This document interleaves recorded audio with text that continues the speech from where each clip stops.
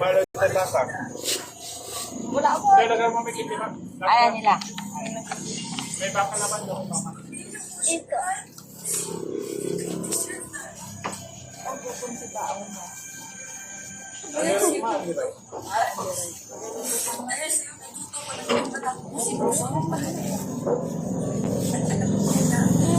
Ano ba yan? Igagatin mo labalaan na ako. Tubumpay mo lang na bawal. Ano ba yan? Sige na.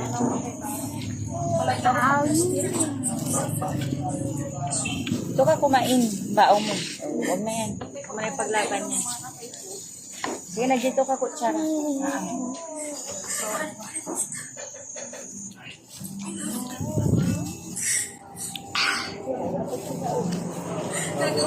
Malala sa ibang kapit ng dati. Sidon ka na. Ito na yun. Oh. Yan. Yung kamay niya anong ganito ito. Hindi naman gusto. Ay, ito na mo lang siya na. Paano ito magabay mo yun? Magabay ito magkakul. Sa pagpapakita ng aming vlog, sinishare natin sa vlog ng isang pamilya buhay umiilagan ng mapiligaray na ngayon, bukod sa kanyang marriage, meron na rin siyang umamis. Maliit ko kasi. Balang panay pa ako kasi. Para masabing ko. Rice na siya. Well, hindi na kaplate. Kahit daddy at daddy.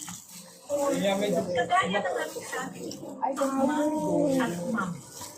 Dalawang ilaw na mas kapagsigay ni Juana sa aming at mamahal. Cash. Minsan, mas nagiging komplikado pa ang lahat if we live life well. Masyado tayong nagpapagulong sa ideya ng buhay na dinidikta ng lipunan. Nagdudulot sa atin ang tapon na yakapin ang mga bagay na tunay na nagpapaligaya sa atin.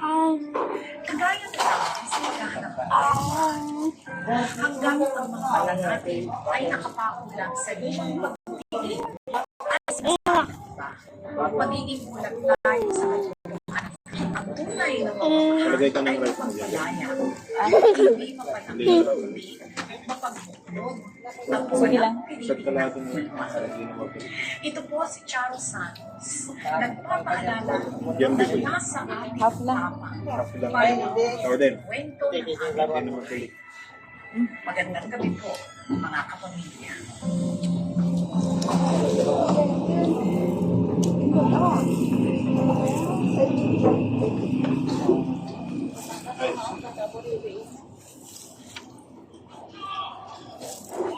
Half lang dito. Half ka whole. Isang budaw.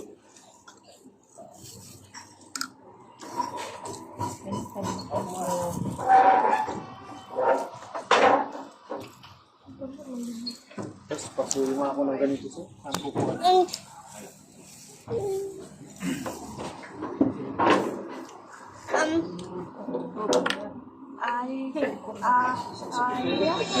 Unconditional love is something we often associate with our parents. Dahil sa kanila natin naranasan na kasama ang klase ng pagmamahal na walang hinihinig na galit at walang mga subat na may panangubutan pa rin ang pagmamahal kahit wala ang mga magulang. Katulad ni Sherwin Makuha at ang pinaka-espesyal na tao sa kanyang buhay.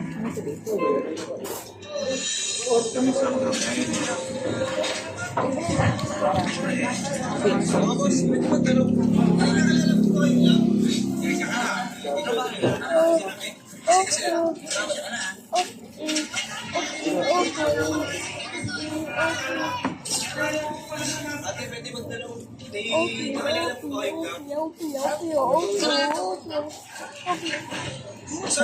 lamisan ka lang.